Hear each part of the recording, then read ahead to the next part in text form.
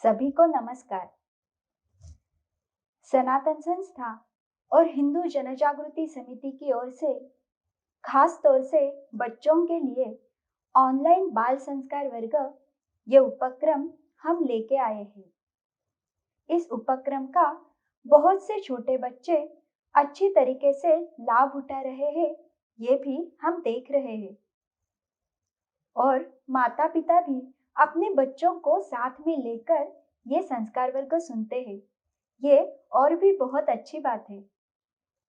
आप ऐसे ही इस संस्कार वर्ग को सुनते रहिए और नई नई बातें, नए नए संस्कार आपको इस संस्कार वर्ग से सीखने को मिलेंगे। चलो बच्चों, अब बिना रुके आज के इस संस्कार वर्ग को हम आरंभ करेंगे। सनातन संस्था के श्रद्धा स्रोत परम पूज्य भक्तराज महाराज तथा संस्थापक परात्पर गुरु डॉक्टर जयंत आठवले जी के चरणों में वंदन कर हम आज का यह संस्कार वर्ग आरंभ करेंगे। अभी हम श्री गणेश जी के चरणों में प्रार्थना करेंगे। सभी बच्चों ने अपने हाथ जोड़े हैं ना? और आंखें भी बंद करेंगे। पूरी एकाग्रता के साथ ये प्रार्थना अब हम करने वाले हैं। हे श्री गणेश जी, आपके ही कृपा से आज इस संस्कार वर्ग में सहभागी होने का अवसर हमें मिला है। हम आपके शरण में आए हैं। हे श्री गणराया, इस संस्कार वर्ग में जो भी सूत्र हमें सिखाए जाने वाले हैं, वो सभी सूत्र हमें अच्छे तरीके से आकलन हो और उसके अनुसार आचरण करने के लिए आप ही हमें शक्ति, बुद्धि और क्षमता दीजिए। ऐसी आपके चरणों में शरणागत भाव से प्रार्थना है। अब हम श्री गणेश जी का श्लोक कहेंगे।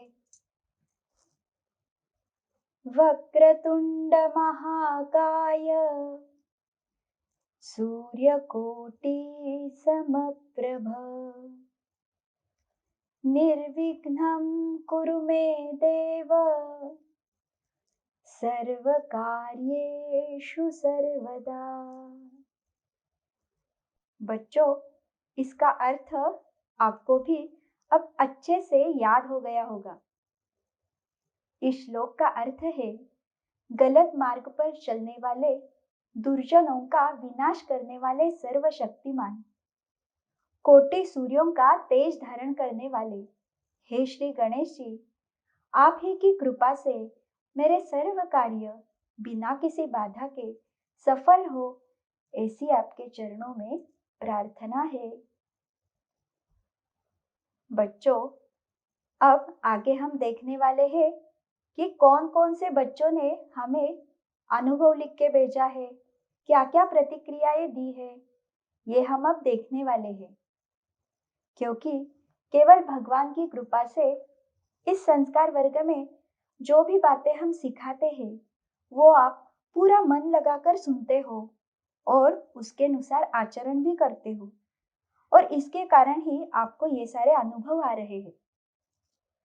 तो इसमें से ना आज पहला अनुभव जो भेजा है, तो वो है लावण्य दलाल। इसने लिखा है कि इस वर्ग में बताए अनुसार वो प्रतिदिन अपने आप ही सुबह जल्दी उठने लगी है। उसके बाद सार्थक डोके ने लिखा है कि वो प्रतिदिन नाम जप करता है। वो और भक्ति डोके प्रतिदिन हनुमान चालीसा तथा गणपति अथर्व शीर्ष का पठन करते हैं। मंजूषा मैत्रे ने लिखा है कि वह प्रतिदिन रामायण पढ़ती है, जिससे उसको बहुत ही सीखने को मिलता है। हिंदवी सोलंके ने लिखा है कि उसने लिखावट सुधारने के लिए शुद्ध लेखन किया और उसमें सनातन संस्था में बताई जाने वाली साधना की जानकारी शुद्ध लेखन में लिखी, जो वो अपनी पाठशाला के सहेलियों को दिखा सकती है।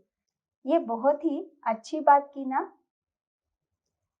उसके बाद हर्षा मुंदड़ा, इसने लिखा है कि वे प्रतिदिन ये संस्कार वर्ग देखती है।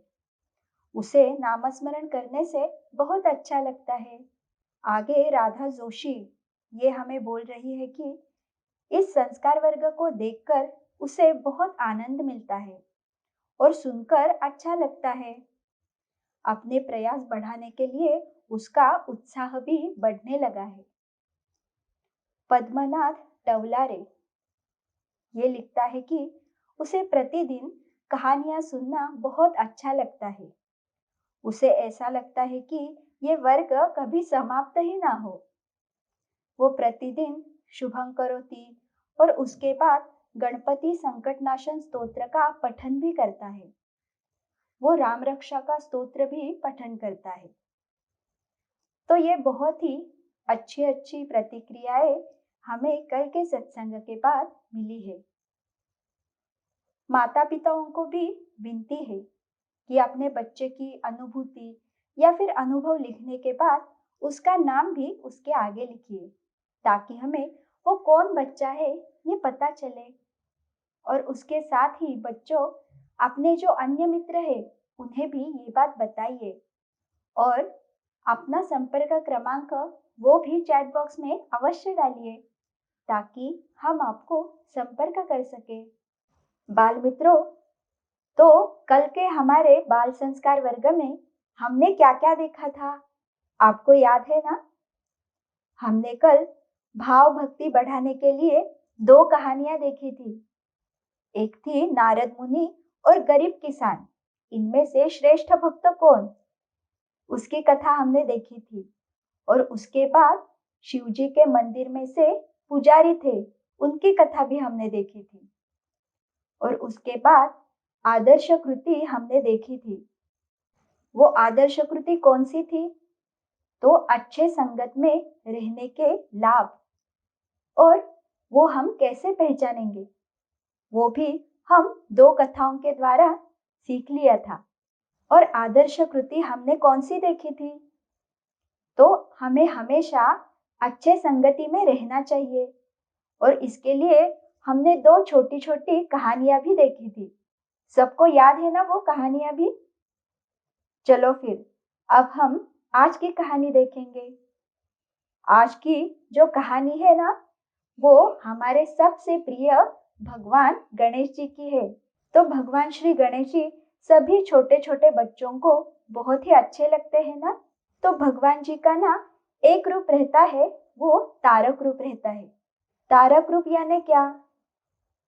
जब भगवान हमें आशीर्वाद देते हैं या फिर वो प्रेम दृष्टि से, कृपा दृष्टि से हम पर कृपा बरसाते हैं, तो वो रहा उनका तारक रूप। और भगवान जी का एक दूसरा रूप भी रहता है, वो कौन सा है? तो उसे भगवान का मारक रूप कहते हैं। मारक रूप यानी क्या? आपने बहुत बार देखा होगा ना कि भगवान अपने अस्त्रों से, शस्त्रों से बहुत सारे राक्षसों का विनाश भी करते हैं, और देवताओं का, ऋषि मुनियों का और पृथ्वीवासियों का उनसे रक्षण करते हैं। तो ये हुआ भगवान का मारक रूप। तो आज ना हम श्री गणेश जी के इस मारक रूप की कथा देखने वाले हैं। तो सभी बच्चे ध्यान देके ये कथा सुनेंगे। तो बाल मित्रों, पुराने समय में ना सिंदूरासुर नाम का एक दैत्य था। वो बहुत ही बलवान था। उसके पास बहुत बड़ी सेना थी। कोई भी उसे हरा ही नहीं सकता था। इसके कारण वो बहुत ही अहंकारी हो गया था। वो देवताओं को भी बहुत सताता था। ऋषि मुनियों के यज्ञ रहते हैं, उसमें वो बाधाएं उत्पन्न करता था। उसके जो सैनिक थे ना, वो तो ऋषि मुनियों को लेके उनको खा जाते थे। इतना वो राक्षस भयंकर था।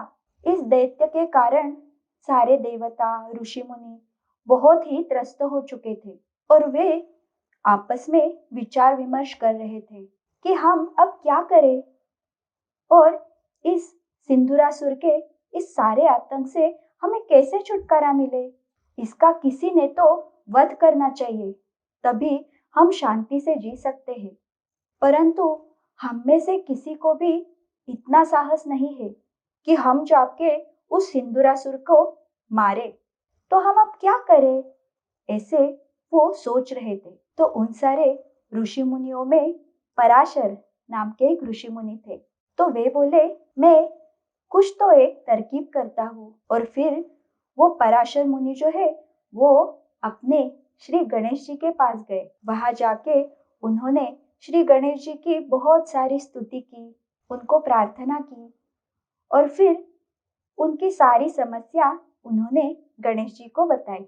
सिंदूरासुर कितना बड़ा दैत्य है और वो किस प्रकार से उन्हें तकलीफ दे रहा है, ये सब उन्होंने गणेश जी को बोला। और गणेश जी उसका वध करे ऐसा भी उन्होंने कहा। उनकी ये सारी बातें सुनकर और स्तुति सुनकर श्री गणेश जी प्रसन्न हुए और उन्होंने पराशर मुनि को आश्वासन दिया कि आप बिल्कुल भी चिंतित मत हो, मैं सिंदूरासुर का अवश्य वध करूंगा। पराशर मुनि मन में प्रसन्न होकर फिर वहां से निकल पड़े। उसके बाद थोड़े ही दिनों में श्री गणेश जी सिंदूरासुर पर आक्रमण करने की तैयारी करने लगे। बाल मित्रों, आपको पता है क्या श्री गणेश जी के वाहन कौन है? हाँ, उनके वाहन है मूषक अर्थात चूहा। तो फिर श्री गणेश जी अपने वाहन मूषक पर सवार होते हैं। अपना पूरा सैन्य साथ में लेकर वो सिंदूरासुर के वहां पे चलने लगते हैं। जैसे जैसे वो सिंदूरासुर के राज्य के पास आने लगते हैं ना, तो सिंदूरासुर के पहरेदार उसको देख लेते हैं और वो घबरा जाते हैं और तुरंत जाकर सिंदूरासुर से बोलते हैं, महाराज, अभी श्री गणेश जी बहुत सारे सैन्य के साथ हमारे राज्य पर आ रहे हैं। शायद वे हमसे युद्ध करने वाले हैं। ये सुनकर सिंदूरासुर राज्यसभा में बड़ी आवाज में और बहुत ही अहंकार से बोला, वो छोटा बाल गणेश मुझसे युद्ध करेगा? वो मेरा क्या बिगाड़ेगा? ऐसे कहकर वो सिंदूरासुर जोर जोर से हंसने लगा। उतने में ही श्री गणेश जी उसके सामने आ भी गए और गणेश जी ने सिंदूरासुर को युद्ध के लिए ललकारा। सिंदूरासुर ने सोचा, इस बच्चे को तो मैं यूं ही मसल डालूंगा। ऐसे बोलकर वो गणेश जी को पकड़ने के लिए आगे बढ़े, परंतु गणेश जी थोड़े ही उसके हाथ में आने वाले थे। गणेश जी को सब पता था कि सिंदूरासुर क्या करना चाहता था, तो उन्होंने भी एक चमत्कार किया। श्री गणेश जी उस सिंदूरासुर से दुगना 3 गुना बहुत ही बड़े हो गए और फिर श्री गणेश जी ने ही उस सिंदूरासुर को पकड़ लिया और वो जोर जोर से उस सिंदूरासुर को मारने लगे। सिंदूरासुर को बहुत ही चोट लगी, उसके शरीर से रक्त बहने लगा। अपने राजा को इस तरीके से घायल देख उसका सारा सैन्य भाग गया और फिर अकेला सिंदूरासुर ही रह गया। श्री गणेश जी बहुत क्रोधित हुए थे। सिंदूरासुर के शरीर का जो रक्त था वो सारा श्री गणेश जी के शरीर पर पड़ रहा था और उसके कारण श्री गणेश जी का वर्ण लाल रंग का और सेंदूरी रंग का होने लगा था। अंत में उसको मारते मारते सिंदूरासुर की मृत्यु हो गई और फिर गणेश जी का क्रोध भी शांत हो गया। श्री गणेश जी द्वारा सिंदूरासुर का वध हुआ, ये देखकर फिर सारे उनका सैन्य जो था वो श्री गणेश जी का जय जयकार करने लगा। ऐसे ही श्री गणेश जी ने बहुत सारे असुरों का विनाश किया है। अभी हमने देखा सिंदूरासुर, वैसे ही और एक राक्षस था, उसका नाम था अंगलासुर। ये जो अंगलासुर था ना, वो भी बहुत बलवान था, वो देवताओं को भी बहुत सताता था। उसके मुख से आग उबलती थी और वो जो सामने आए उसको भस्म कर देता था। उसके आँख से आग की लपटें बाहर पड़ती थी और वो मुंह से बहुत ही भयानक और विषारी तरीके का धुआं भी बाहर छोड़ता था। इतना वो भयंकर था। सारे उससे डरते थे। कोई भी उसके सामने जाने के लिए तैयार ही नहीं था, क्योंकि उसने अपने अग्नि के कारण बहुत सारे खेत नष्ट कर दिए थे। जंगल के जंगल उसने राख बना दिए थे। पशु, पक्षी, प्राणी, मनुष्य सभी को वो राख कर देता था। ऐसे ये अंगलासुर। तो इस अंगलासुर को श्री गणेश जी के बारे में भी पता था कि गणेश जी ने बहुत सारे असुरों का विनाश किया है और उसका बदला लेने के लिए अंगलासुर को श्री गणेश जी को मारना था और उसके लिए वो गणेश जी को ढूंढता भी था। लेकिन गणेश जी को उसके हाथ में नहीं आए। वो तो स्वयं भगवान है। परंतु ये बात तो श्री गणेश जी को पता थी। फिर उन्होंने क्या किया ना, श्री गणेश जी स्वयं ही बड़े आकार के हो गए। जैसे सिंदूरासुर को मारते समय हुए थे ना, वैसे ही दुगना, 3 गुना वो सबसे बड़े हो गए। और वो उस राक्षस को देखते ही, श्री गणेश जी ने अंगलासुर को देखते ही उसको अपने मुंह में निगल लिया। परंतु उसके बाद क्या हुआ, तो उनका पूरा शरीर जलने लगा और उनको बहुत ही दर्द होने लगा। सभी देवताओं ने, ऋषि मुनियों ने बहुत से प्रयास किए, परंतु उनकी जलन रुक ही नहीं रही थी। तो अंत में ऋषि मुनियों ने क्या किया, तो उनका पूरा शरीर धूप की खास से ढक दिया। बहुत सारी धूप उनके शरीर के ऊपर रखी और उसके कारण उनके शरीर की जो जलन थी, जो आग थी, वो शांत हो गई और फिर श्री गणेश जी भी शांत हो गए। बच्चों, हम श्री गणेश जी को धूप क्यों चढ़ाते हैं, ये आपको पता चला ना? तो इसलिए श्री गणेश जी को धूप भी हम चढ़ाते हैं। श्री गणेश जी ने और एक असुर का भी विनाश किया है, जिसका नाम था विघ्नासुर, और उसके कारण श्री गणेश जी को विघ्नेश्वर ऐसे भी बोलते हैं। तो ये था श्री गणेश जी का मारक रूप। परंतु श्री गणेश जी विद्या के भी देवता है। तो हम छात्र क्या कर सकते हैं? तो हमें पढ़ाई को आरंभ करने के पूर्व श्री गणेश जी को प्रार्थना करनी होगी, उनका नाम जप करना होगा। ऐसे करने से हमें पढ़ाई अच्छी तरीके से याद आएगी। उसमें जो भी बाधाएं रहती है वो सारी दूर होगी और पढ़ाई में हमें उनकी मदद होगी। बाल मित्रों, इसके बाद हम और एक कहानी देखने वाले हैं। ये कहानी है दो छोटे बालवीरों की। आप सबको गुरु गोविंद सिंह पता होंगे ना? वे सिखों के 10वें गुरु थे। इनके दो बेटे थे। एक का नाम था जोरावर सिंह और दूसरे का फतेह सिंह। गुरु गोविंद सिंह मुगलों से स्वतंत्रता की लड़ाई लड़ रहे थे और तब युद्ध के समय क्या हुआ ना, ये दोनों बच्चे अपने पिताजी से बिछड़ गए। तब ये दो बच्चे थे, उनकी उम्र क्या थी पता है? तो जोरावर सिंह सिर्फ 8 वर्ष के थे और फतेह सिंह सिर्फ 5 साल के थे। तो बहुत ही छोटे थे ये।